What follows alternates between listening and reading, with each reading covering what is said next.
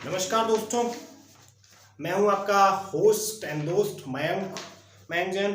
तो आज हम बात करने वाले हैं सीसीएमएन काउंसलिंग 2021 के बारे में। और सीसीएमएन काउंसलिंग 2021 के अपन बेसिकली 3 से 4 पॉइंट डिस्कस करने वाले हैं। तो अभी तक जो आप केओस लेकर बैठे हो, उन सारे केओस का हम इसी वीडियोस में समाधान करेंगे। First of all think that what will be the coordinating institute for that NITs counselling. तो एनआईटी का जो काउंसलिंग है उसका जो कोऑर्डिनेटिंग इंस्टीट्यूट है वो है एमएनआईटी जयपुर। एमएनआईटी जयपुर यानी मालवीय नगर नहीं, Malviya national institute of technology Jaipur इस काउंसलिंग प्रोसेस को कराने जा रहा है। इसी इंस्टीट्यूट ने 2020 का भी काउंसलिंग प्रोसेस कंडक्ट कराया है। तो अब इसकी काउंसलिंग प्रोसेस का पैटर्न क्या रहेगा? बेसिकली जैसा हमारा आईआईटी काउंसलिंग प्रोसेस करता है, तो आईआईटी की काउंसलिंग प्रोसेस में आपको 3 राउंड देखने को मिलते हैं। लेकिन आप जब एनआईटी के काउंसलिंग प्रोसेस में जाओगे तो आपको एनआईटी का काउंसलिंग 2 पार्ट्स में आपको देखने को मिलेगा। फर्स्ट पार्ट में ये 3 आपको राउंड्स के थ्रू काउंसलिंग की सीट्स फिल करेंगे और बेसिकली ऑलमोस्ट 99% जितनी भी इनकी सीट्स होती हैं वो एनआईटी की इसी फर्स्ट पार्ट के थ्रू फिल की जा सकती है।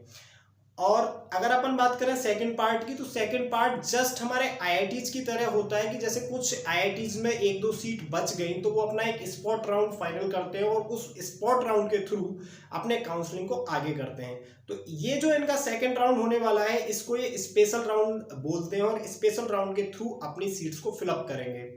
ठीक है, तीसरा बात करते हैं अपन एक्सपेक्टेड डेट्स की, कि इसकी एक्सपेक्टेड डेट्स क्या रहने वाली हैं।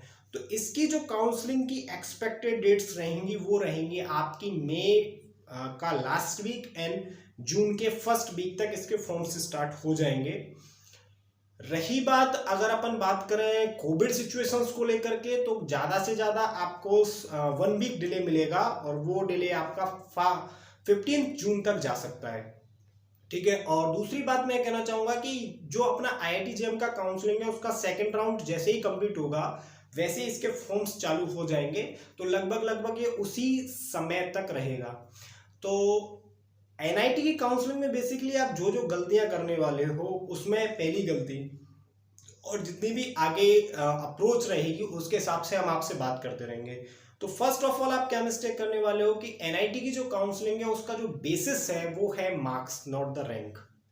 तो जैसा हमारा आईआईटी जेएम काउंसलिंग कराता है तो वहां पर जो वेटेज दिया जाता है वो रैंक को पहले दिया जाता है और आपने जो मार्क्स गेन किए हैं उसको सेकंड प्रायोरिटी पर रखा जाता है।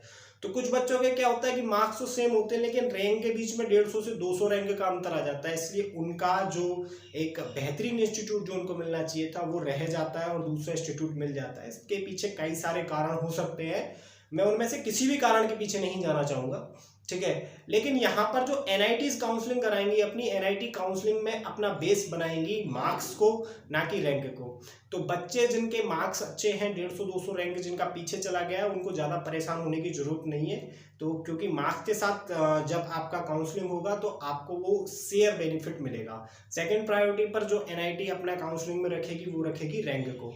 ठीक है, तो ये थी कुछ चीज़ें जो अभी हमने इस शॉर्ट वीडियोस में डिस्कस की। आगे अपन एनआईटी का जैसे ही काउंसलिंग चालू होगा तो आपके सारे क्यूज का समाधान होगा और किसी भी एक छोटी से छोटी गलती को करने से बचना है हमें, जिससे जैसे हमारा आईआईटी का भी काउंसलिंग चल रहा है तो वहाँ पर भी हमको एक बेहतरीन कॉलेज मिल सके, ऐसे एनआईटी में भी हमको एक बेहतरीन कॉलेज मिल सके। ठीक है, तो इसी वीडियो को अभी यहीं तक के लिए रखते हैं। अगर आपने ये वीडियो चैनल अभी तक सब्सक्राइब नहीं किया है, लाइक नहीं किया है और ये वीडियो शेयर नहीं किया है तो जस्ट डू इट। ठीक है, मिलते हैं आपसे नेक्स्ट वीडियो में। एनआईटी काउंसलिंग के लिए जुड़े रहिए। थैंक यू, जय हिंद।